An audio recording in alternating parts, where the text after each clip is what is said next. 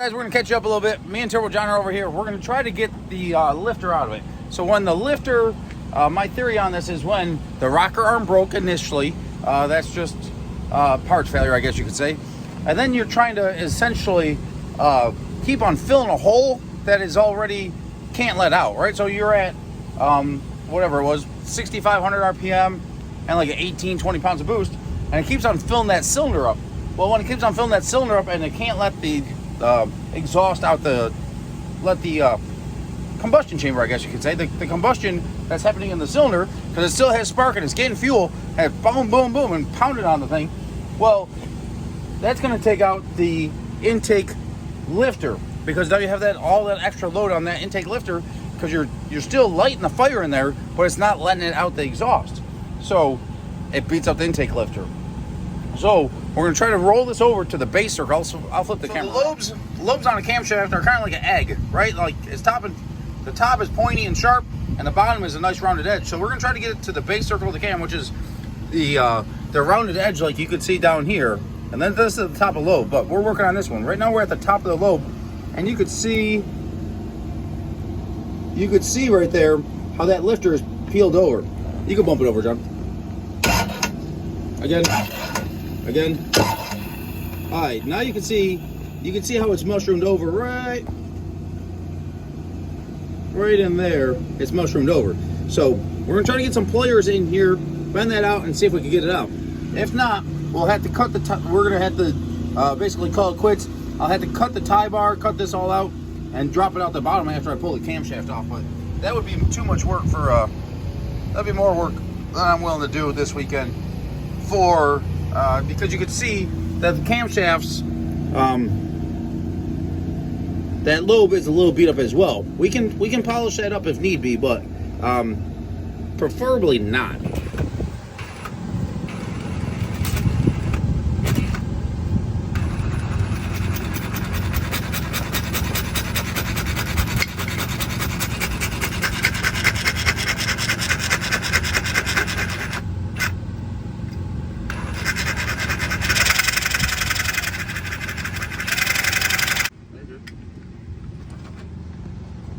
Still got teeth, but they're colored. They got a little hot. That's some hard stuff right there.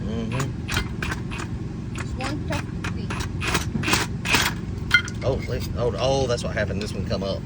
All right, I'll hold this one down. Or is it better me holding it? Oh no, it's better me holding it over here. All right.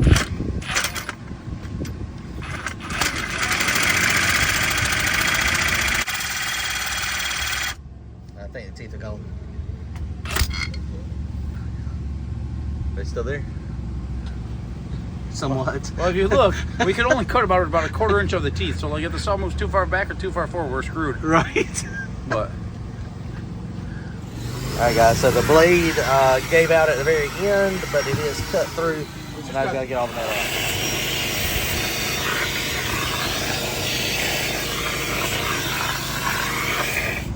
Alright guys, so we did that, so now we can twist this. That's the whole purpose of having like a tie bar lifter. You got tie bars and you got keyways. But you can see right here, now we exposed this little lip right here. Now, a keyway lifter doesn't have the tie bar, but you gotta be able to make it so that this wheel doesn't turn. Because if the tie bar breaks and the wheel turns, well then you start wearing out the camshaft. But a tie bar is a little bit more budget friendly style lifter, but keyway lifters work too. So now he's just got to get the round. He broke the big piece off, so now he's got to get the burrs off so that it pulls all the way up. So that's what he's doing now. We'll have to get if we're able to say this, we'll have to get a couple gallons of diesel fuel or kerosene or something and flush the motor out and do an oil change, of course. But that's why there's a pickup strainer. Yeah. But that takes the big stuff. Our oil filter is going to do some work. Oil filter is going to do some work after it goes through the oil pump. Well, maybe not. Maybe we can get most of it off. The key thing is he's got to get the lifter out without damaging that lifter bushing.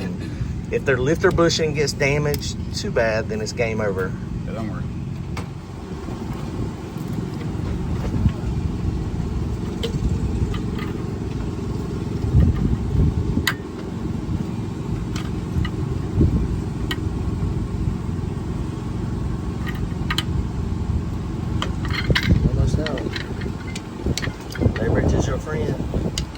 mistake. Oh my god, man. Well, that's funny.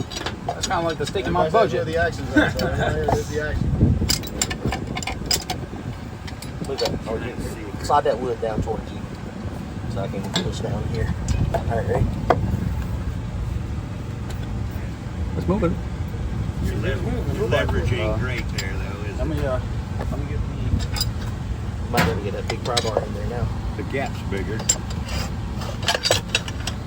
The cherries were the bomb. Oh yes, I got another bag. I ate a whole nother bag earlier. Oh my Oh, god. it's going. Moved a bunch in. They didn't have any more. They're out of season now. Oh, there we go. Got it out? Alright. Nothing like a jacket Wow, and a tire iron congratulations, and dude. stuff. It ain't how, yeah. Great. Oh, it ain't out yet? But it's moved a decent Yeah, amount. it's out. Wow, guys. Oh,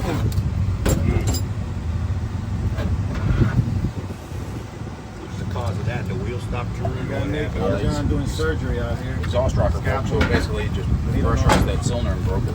Oh, okay. One thing led to another. How we looking, doctor? Oh, Yeah. the patient's out. I gotta see that. Take a picture of it? Let's see that. Where'd the piece go? The wheel broke when the exhaust rocker broke, so the intake lifter broke.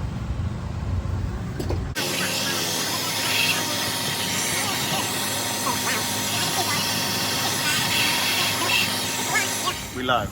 So we got Victor from G2K over here doing some filming for me. Catch you guys up since I'm out here solo, but Victor been hanging out today. Turbo John and his crew were here last night, and was fortunate enough to have enough Sawzall blade to go through. We can probably come up with something like that. So we cut the tie bar in here. Unfortunately, we had an exhaust rocker that broke.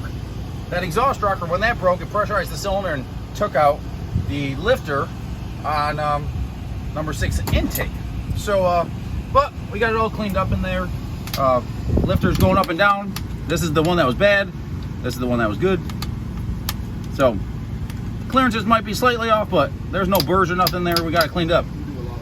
So now we got to go in there and we're gonna have to polish up that lifter, or sorry, that lobe there on the camshaft. But that shouldn't be too bad. And what's the name of the business? Scott's Detailing. Is that all it is? Yep. Scott's Detailing has some sanding paper here. So ideally I'd have emery cloth that's a little bit longer, but since we could reach in there, we'll go through here and we'll figure out some probably start with some coarser stuff and just take off the high spots on the lifter. I'll trim those up to like 1-inch wide pieces and we'll slide those in here and I'll just hold it and we'll put pressure on the lifter here so it holds consistent pressure on the deal. But I'll probably go through and use the lifter that I'm gonna replace it with, a tie bar lifter, so that I know that the rollers are square on the lifter lobe, right? Because if I was just holding it like this thing could twist a little bit and you'll put high spots and low spots in it. But if I put the next set in there, the rollers will be at 90 degrees to the lifter lobe. So I'll go through there, put that in there, and we'll just hold pressure on it. I'll have someone just sit here and hold pressure on it, and we'll just roll the motor over. So before we do that, we gotta clean the flush the motor out. Otherwise, whatever debris that's in the bottom is going to go get pumped in throughout the whole motor, and we don't want whatever shavings in there getting pumped up into the cam tunnel or up into the push rod, so on and so forth. So we need to clean out all the bad oil, and then drain all that out, and then we'll roll it over essentially dry. We'll just put some diesel oil in it because we're not going to see a lot of rotation. We'll just rotate it a couple times after we flush it out with diesel, and then yeah, clean that all up, then flush it out with some oil again, and just go through that process of flushing everything out so it doesn't get pumped up into the rest of the oil here. I'll use the vacuum and we'll clean out all the oil and make sure that we're not pumping contaminated oil up into our oil galleys. Day in the life, right? Always. So what you drinking there, John? So Bojangles has found me, so I have switched to Smithfield Chicken and Barbecue Sweet Tea. Get it by the gallon. Go check them out. There you Smithfield go. Chicken and Barbecue. Well, guys, it is, what time is it? 10 o'clock at night? 10:30? It's still like 85 degrees out here, but me and Scott Spit and Shine, Scott's Detailing, we're gonna start working on straight gangs. I'm gonna go out here. I got pulley belly pans, this, that, and everything. I gotta drain all the fluid. Someone was on traction control the whole way. I don't know, couldn't see him. But, so, I gotta drain all the oil out of the car because now it is now contaminated with some filing dust, this, that, and everything else, right? So I'm gonna drain all the oil out of the car, and then I'm gonna run a couple gallons of diesel fluid.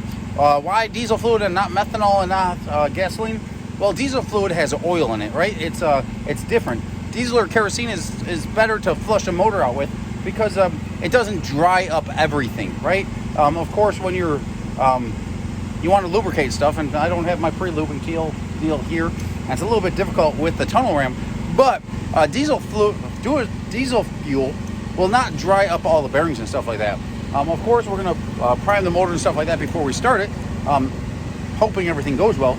But we're going to flush all that out, drain all the oil, so none of the oil that's currently in the pan gets put into the oil galleys, the rest of the oiling system, when we turn it off. Hopefully everything that's in the bottom is settled at the bottom. So drain all that out, probably flush an extra gallon of diesel fluid through it, flush all that out, and then we're going to roll the motor over and polish up the camshaft. Action. All right, guys, I'm going to teach you a little trick here. Computer paper works, but notebook paper is nice and thin. And see how you can see through there? You can see on the back side? Well, go through here.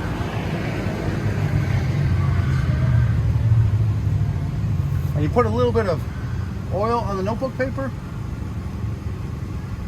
And see how there's nothing metallic in there yet? Oh, yeah. We're going to give it some time. There's going to be some chunks in there from... going to be some chunks in there.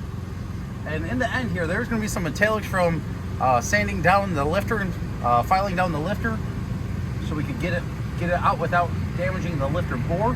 But you can see how this is, you know, and the oil is pretty clean.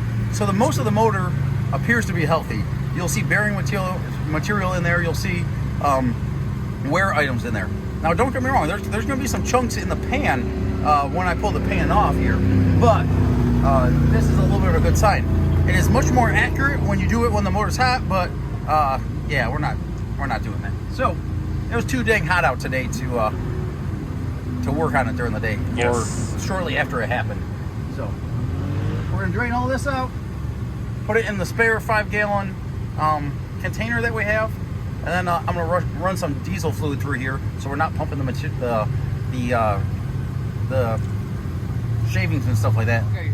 So guys, Greg, he's been following us for a little while now.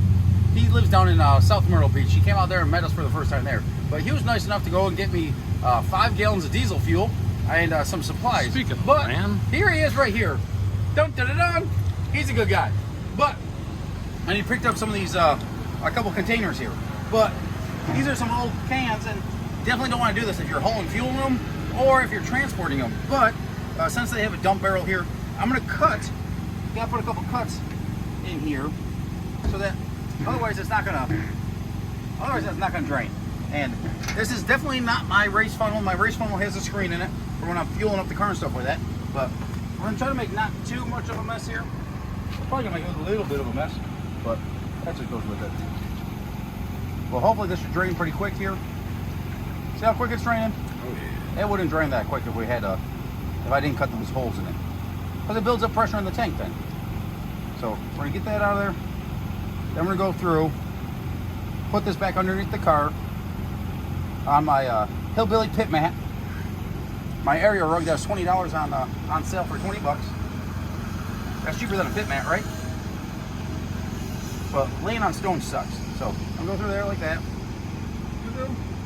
Toss this back under the car, pull the drain plug, and then we're gonna run a couple gallons of diesel through the whole motor, and then we're gonna start cleaning up the camshaft. You're good there. A little bit later.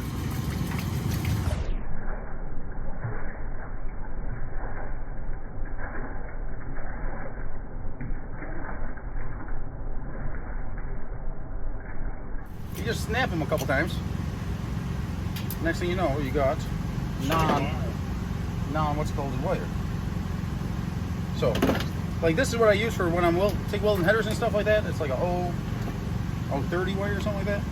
We're just going to drop that into our oil bin that's going in the scrap. Now we're going to try to do a little deal here where we turn this into you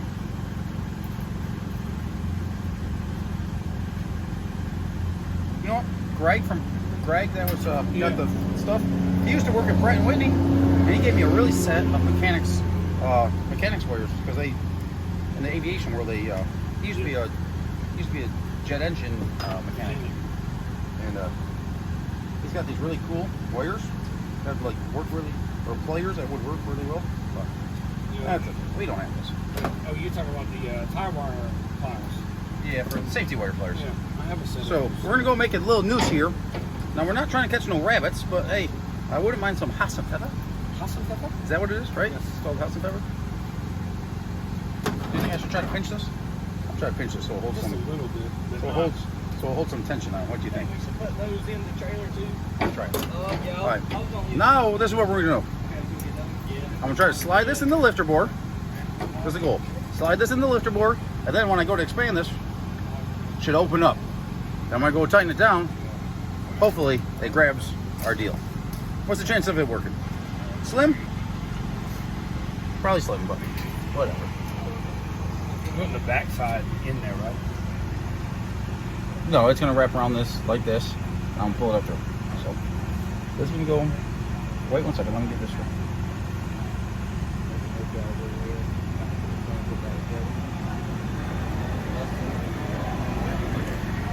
Do we have a flashlight?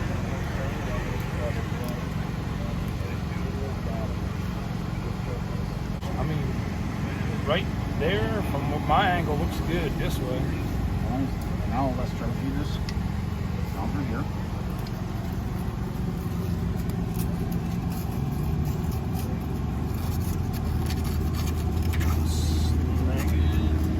When I was doing that, this was moving, so. Did we get it? Something's coming up through. Yes, sir. It's right up on the other side. The thing is, I don't need it coming through the lifter board. I got to come On bring it yeah. through the other side, so.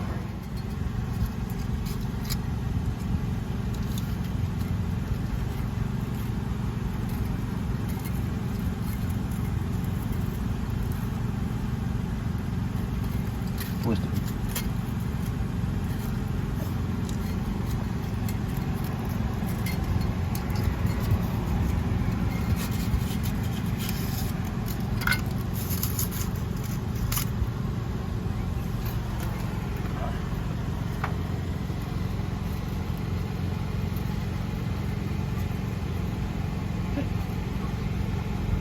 No wrong.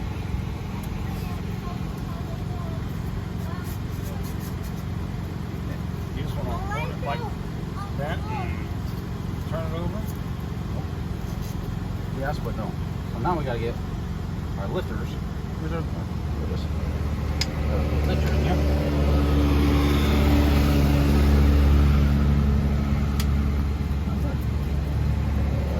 Have at it, buddy.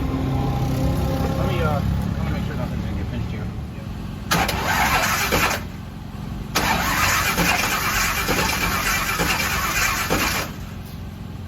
A little more? Don't worry, right now I want to put a little bit of tension on it. Just trying to grab the paper. All right, go on.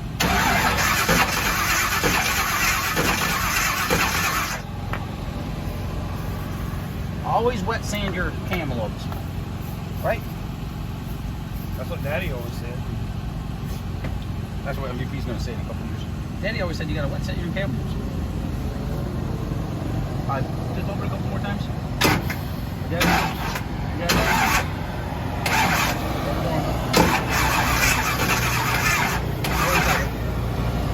I gotta get the battery charger on this sucker. But get right down in here on the go.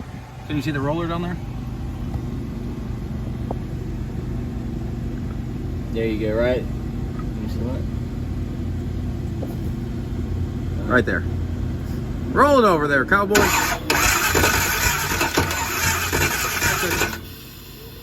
So guys, it's not in the best shape.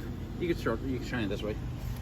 So guys, it's not necessarily in the best shape right now, but the roller is rolling all over the way. Right now I'm gonna go through here. I'm gonna adjust the intake valve, and then we're gonna test it again. We'll roll it over again, make sure the roller's still rolling after the intake valve is adjusted, after we have the seat pressure after we have the open pressure on the valve. Make sure it's still that when you add that extra pressure, it doesn't seize up. So I'm gonna run this valve. Oh! Oh, broke my damn ankle. Put stuck in the header there. So I'm gonna go through here. We're gonna check this real quick. Toss that push rod in there, and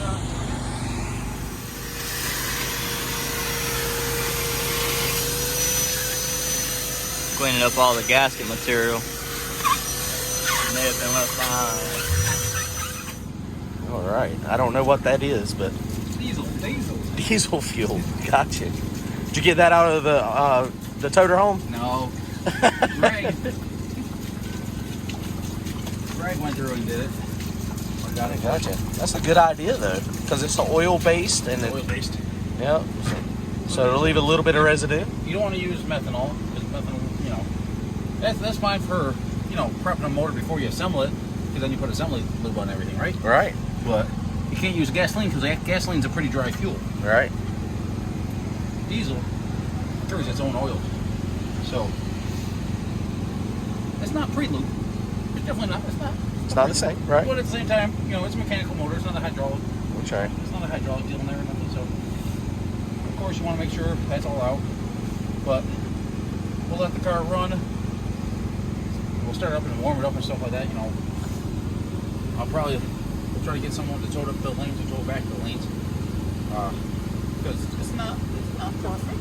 Yeah.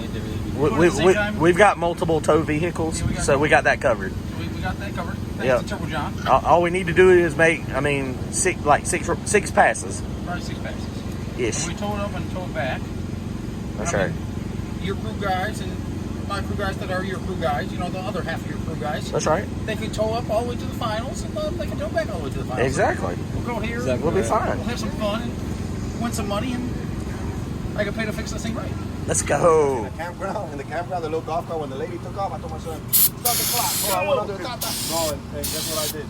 After I go back that I already poured oil and shit, and I'm ready to like close the shit up, I walked back in the washer on the laying on the ground. Yeah, I didn't want to put it because I took it up. But you know where it was laying at? It was laying in the bottom of the oil. Yes. That's good, man. That's good, man.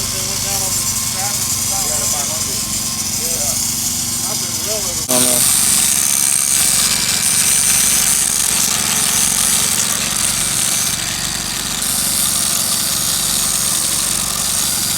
Is that a push rod? That's the view you want. That's where you filming them.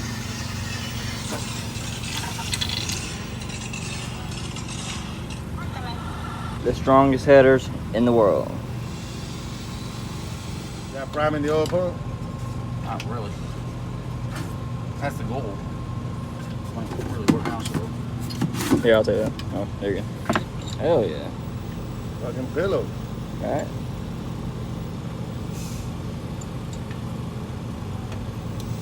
I actually seen a video where a guy took a milk jug. He's like laying on his car. He's like, dude, take a milk jug and grease it. Put it on your head, man. It's a pillow. Working on the car. I was like, what? And it probably went viral. It did.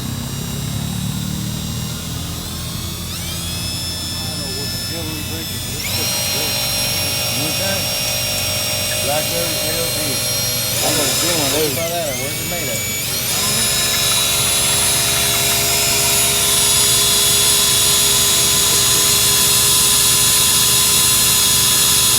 Is it making any pressure on there? 46. Oh, I know exactly what I'm gonna title this, dude.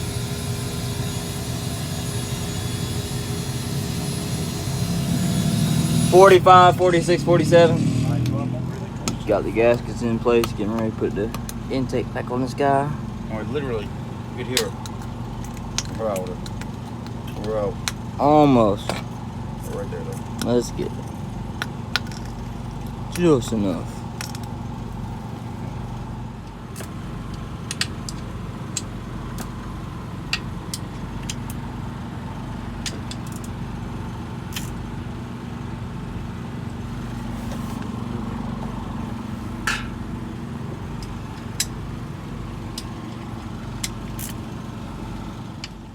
I got to give a huge thank you to these guys here and Turbo John and his crew for helping out getting Straight Gangster back together. It was a 500, 600-mile trip down there to Rockingham Dragway and down in North Carolina to race Dig or Die, and I'm thankful that they helped us get Straight Gangster back together.